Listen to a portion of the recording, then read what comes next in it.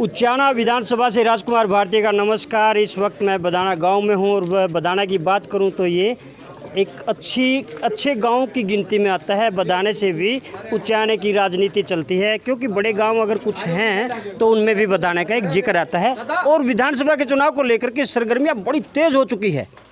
चारों तरफ जो है टिकटार्थी घूम रहे हैं। अभी टिकट किसको कब कहाँ कैसे मिलेगी ये निश्चित नहीं है। फिर भी मैं बताना चाहूँगा, कांग्रेस पार्टी से उम्मीद लगाए बैठे हैं भूपेंद्र अलेवा। कांग्रेस की टिकट की बात करें तो आज कांग्रेस का बड़ा जिक्र है। किसान आंदोलन के बाद जो है सभी के मन में धारणाएं हैं कि कांग्रेस आएगी, कांग्रेस आएगी, कांग्रेस आएगी। आज कांग्रेस की टिकट के लिए सभी अपने दावे ठोक रहा है कि मुझे टिकट मिलेगी। किसको मिलेगी ये समय बताएगा। लेकिन उसके साथ साथ मैं आज भाई भूपेंद्र अलेवा हमारे बीच में खड़े हैं। भाई भूपेंद्र की बात करें तो इन्होंने ताज़ा जो है राजनीति में कदम रखा है, और कदम भी एक ऐसा रखा है जुडिशियल में अपनी जो सेवाएं दे रहे थे। अब इनके मन में एक जिज्ञासा उत्पन्न हुई है कि मैं समाज सेवा भी करूं, और क्यों ना करे, क्योंकि खानदानी रीत रही है भूपेंद्र सिंह अलेवा की। इनके पिताजी थे वो एक बहुत बड़े समाज सेवी और पंचायती व्यक्ति थे, तो कहीं ना कहीं खून रंग लाता है। इन्होंने समाज सेवा के लिए अपना जुडिशली से त्याग पत्र दिया और राजनीति में कदम रखा है। अभी मैं जानना चाहूँगा, भाई जान नमस्कार। नमस्कार भारती जी, आपको और आपके दर्शकों को बहुत बहुत शुभकामनाएं और नमस्कार। भाई साहब, काफ़ी जगह स्लोगन लिखे दिखते हैं आपके, भूपेंद्र सिंह अलेवा, भूपेंद्र अलेवा, आज दीवारों पे जो ना चिन्हित हो चुके हैं। काफ़ी लोग जो है जदोजहद कर रहे हैं कांग्रेस पार्टी की टिकट को लेकर के, जिसमें एक दावेदारी आपकी भी है। जी। आपको कितना लोग जानते हैं, पहले तो ये बताइए। मुझे तो बहुत लोग जानते हैं, सारा एरिया ही जानता है। एक दो गांव में मैं नहीं गया हूं, लगभग सभी गांव में मैं गया हूं। मेरा गांव बहुत बड़ा है, 20 गांव तो मेरे ही लगते हैं जो पहले राजौंद हल्के में पढ़ते थे, उनमें मैं रेगुलर रहा हूं। इन गाँव में मैंने जो मेरे गाँव जिनमें मैं आई कैंप लगाता था 2018 में, 19 में, 20 में मैंने लगाए हैं। काफ़ी गांव उस टाइम कवर कर लिए थे। बहुत लोगों से मेरा मिलना जुलना हुआ था, इनकी समस्याएं भी बहुत देखी है मैंने। आप कानून के जानकार हैं, जुडिशल में आपने नौकरी की है, लोगों के न्याय पे आपने बहुत पैनी नज़रें रखी हैं, तो राजनीति में आने का आपका मकसद क्या रहा सर, और क्यों आपने अपनी नौकरी दांव पे लगाई? मेरे पिताजी हमेशा समाज सेवा करते रहे हैं, पंचायती व्यक्ति रहे हैं। जो भी सरकार की गलत पॉलिसियों के प्रति कभी आवाज़ लोग उठाते थे, उनका नेतृत्व उन्होंने किया है। चाहे वो किसान यूनियन थी, शराबबंदी थी, बिजली बंदी थी, इनमें जो अत्याचार हुए उनकी आवाज़ वो बढ़ते रहे हैं। पंचायतों में वो जाते हैं, बड़े लंबे चौड़े उन्होंने आपस में भाईचारे में फैसले करवाए हैं। उनके पास गांव का सामाजिक व्यक्तियों का आना जाना बड़ा रहता था, जिसे हमारे अंदर भी एक भावना थी। और मैं जैसे मैंने ये मेरे जो आई कैंप थे, मेरे अंदर भावना आई थी कि मैं क्यों नहीं अपनी कमाई का थोड़ा सा आई कैंप आँखों के जो मैं कैंप लगाने शुरू किए थे मैंने, कि भाई मेरी दाल रोटी ठीक है, मेरे पास जो मेरा सेविंग का थोड़ा बहुत हिस्सा था वो मैं समाज सेवा में लगाने का मैंने मन बनाया था। और मैंने 20-25 आँखों के कैंप लगवाए थे, जिसके कारण मैंने 600-650 लोगों की आँखें बनवाई थी। वो कोई एहसान नहीं था, मेरे अंदर की आत्मा थी। जब मैं वो कैंप लगाता था, हम गांव में जाते थे, गरीब मोहल्ले में, बस्तियों में जाते थे, ज़रूरतमंद लोगों के घर जाते थे, उनकी समस्याएं, तकलीफ़ें, पीड़ाएं देखी। मैंने न्यायालय में रहते हुए जो ऑफिसों में समस्याएं देखी, आम लोगों की, कितने परेशान हैं लोग, इनको देखते हुए देखा कि आम आदमी की कहीं भी सुनवाई नहीं है। राजनीति में यदि हिस्सेदारी है तो किसी भी समस्या का समाधान किया जा सकता है, इनके लिए कदम उठा सकते हैं, आवाज़ बन सकता हूँ। सर, आपको पता है जब पहाड़ों में बादल फटते हैं तो पानी का एक रेला चलता है, उस रेले के अंदर सब कुछ बह जाता है। क्या आप उस रेले में अपने कदम मजबूत कर पाएंगे? क्योंकि कांग्रेस की टिकट लेने के लिए बड़े बड़े धुरंधर, मैं नाम नहीं लूँगा किसी ने कहा, बड़े बड़े धुरंधर जो है पैनी गिद्ध की तरह पैनी नजरें रखे हैं, क्या आप वहाँ रुक पाएंगे? रेला तो ये लोग हैं, कोई रेला नहीं है बड़ा, ना कोई बड़ा नेता है। ये बनाते हैं, किंग मेकर है। जब ज़रूरत होती है तो इनके बीच में आते हैं, तो इनकी ताकत से ही वो ऊपर जाते हैं। और इनको फिर भूल जाते हैं। यहाँ हमारा हल्का बहुत पिछड़ा हुआ महसूस करता है। मैं लोगों के बीच में जाता हूँ, वो बड़ा ठगा महसूस करते हैं। जैसे इनके मेरे पास बड़े फ़ोन भी आते थे कि भाई साहब आ जाओ, आपके विचार भी अच्छे लगते हैं, आप जुड़ो, आप हमारी समस्याएं सुन सकते हो।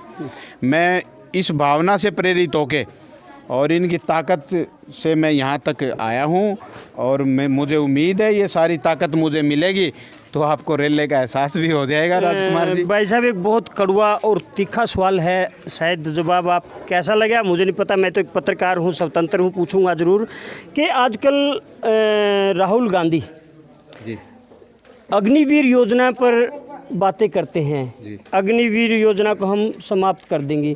क्या लगता है, अग्निवीर जिसके घर में कोई उम्मीद नहीं थी गरीब बच्चे को नौकरी पाने की, आज वो तो अग्निवीर में अपना सिलेक्शन हुआ है, क्या अग्निवीर योजना गलत है?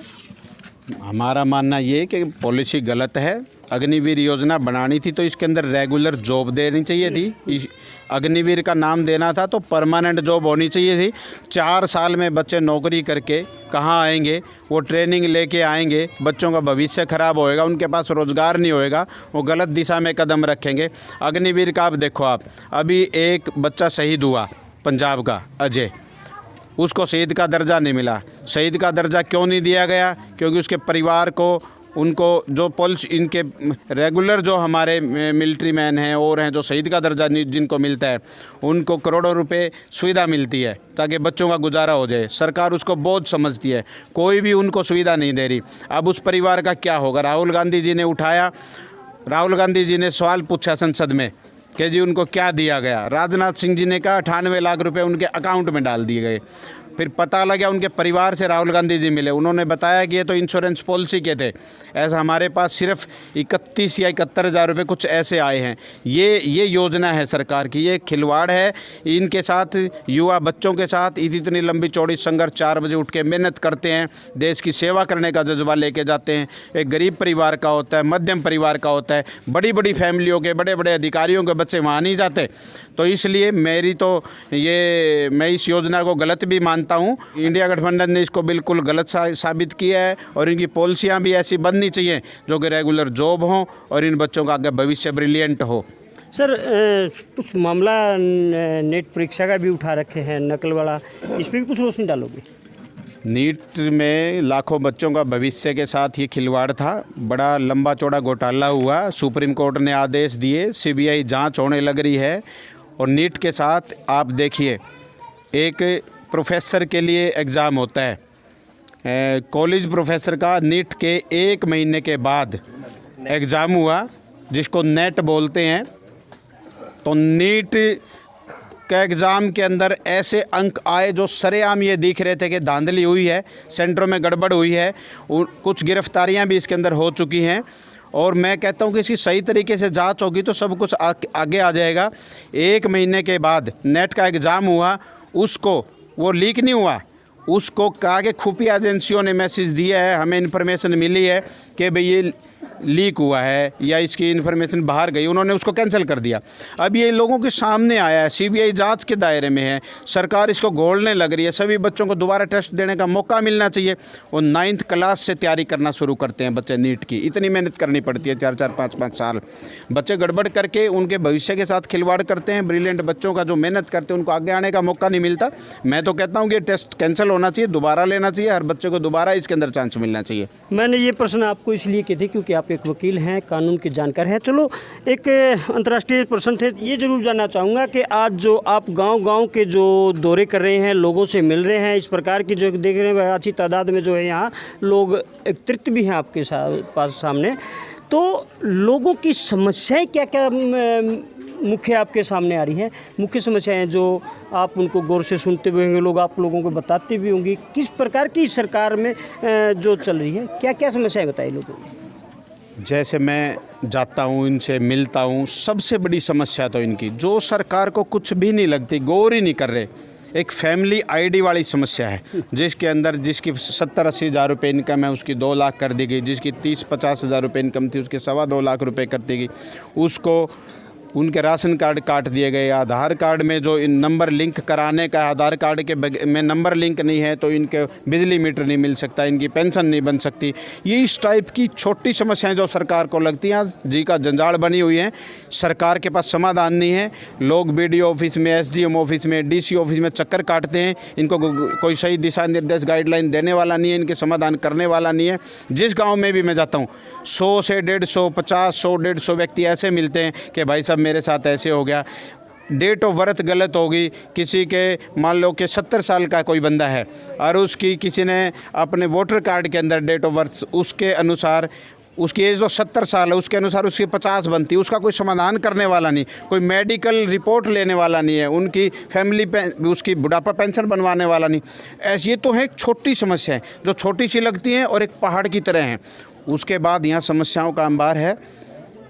कहीं भी मेडिकल में इमरजेंसी ट्रीटमेंट रात को, एक बार मैं इन लोगों से पूछ लेता हूँ आपके सामने, यदि किसी का एक्सीडेंट हो जाए तो आसपास 50-100 किलोमीटर के दायरे में कोई डॉक्टर, हॉस्पिटल आप लोगों को ऐसा है जो ऑपरेशन कर दे, संभाल ले? एक बार बताना भाई सारे लोग, आप लोग बताओ, ये आम जन की समस्या है। सबसे पूछो भारती जी, आप किसी की फैमिली ID में प्रॉब्लम है, वहाँ कोई सुनने वाला है या चक्कर काटते हो? बताओ भैया भी।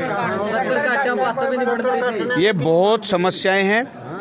कहीं थाने में कोई जाता है तो कैसा व्यवहार होता है भाई? थाने में कोई जाता है तो कोई भाईचारे वाला व्यवहार या कोई सुनाई होती है किसी की? अच्छा व्यवहार होना चाहिए, सुनाई होनी चाहिए, उसका समाधान होना चाहिए। ये लोग प्यार प्रेम चाहते हैं, छोटे काम चाहते हैं। काम तो बहुत ज़्यादा है भारती जी, पर इन समस्याओं से जूझ रहे हैं लोग, इनको गले की फांस बनी हुई है ये चीज़ें। मैं सरकार को सचेत भी करना चाहता हूँ कि अभी लोकसभा के चुनाव में उन्होंने खामियाजा भुगता है इन चीज़ों का। अभी सिर के ऊपर विधानसभा का चुनाव खड़ा है, इनकी तरफ ध्यान देना चाहिए, इनका समाधान करना चाहिए। हुड्डा साहब ने तो कहा है आते इन चीज़ों को तो हम फैमिली ID को ख़त्म कर देंगे, सारी समस्याओं का समाधान हो जाएगा। पीला राशन कार्ड, गुलाबी ये खत्म हो जाएगा आपकी सरकार आएगी तो? नहीं, पीला और गुलाबी नहीं, वो दायरे के अंदर रह के इनकम। देखो अभी सरकार ने अभी फैमिली ID जो बनाई है उसके अंदर इनकम है, उसका क्या क्राइटेरिया बनाया? क्या कहीं सर्वे करवाया? क्या कहीं रिपोर्ट ली? पहले पीला और गुलाबी और ग्रीन कार्ड जो बनते थे, गांव-गांव ड्यूटी लगती थी, टीचरों की ड्यूटी लगती थी, पटवारियों की लगती थी, वो सर्वे करती थी सरकार। जो गरीब व्यक्ति था उसको उसका बेनिफिट मिलता था। अब गरीब व्यक्तियों को ही इसके अंदर झोंक दिया गया। तो आप सुन रहे थे भूपेंद्र एलेवा को, उनके विचार, उनकी जो सोच है वो एक बिल्कुल भिन्न है। टिकट कब, कहाँ, किसको क्या मिलेगी, इस बात का निर्णय अभी नहीं ले पाए हैं। लेकिन मैं ये ज़रूर बताना चाहूँगा, जहाँ भी भूपेंद्र एलेवा खड़े होते हैं वहाँ लोग इनकी बात को बड़े गौर से, बड़े चाव के साथ सुनते हैं, शांति प्रिय तरीके से सुनते हैं और बाद में उनकी बातों पे चर्चा भी करते हैं। हमने काफ़ी लोगों के अंदर बीच में जाकर के सुना भी है कि हाँ, भूपेंद्र एलेवा जो कहते हैं वो सत्य कहते हैं। लेकिन ज़रूरी भी नहीं है कि लोगों का रेला उनके पीछे हो, उनकी विचारधारा पर भी पार्टी ध्यान देती है। तो इसी प्रकार की खबरें देखने के लिए विधानसभा की तो बने रहें हमारे साथ और अब दे इजाज़त। नमस्कार।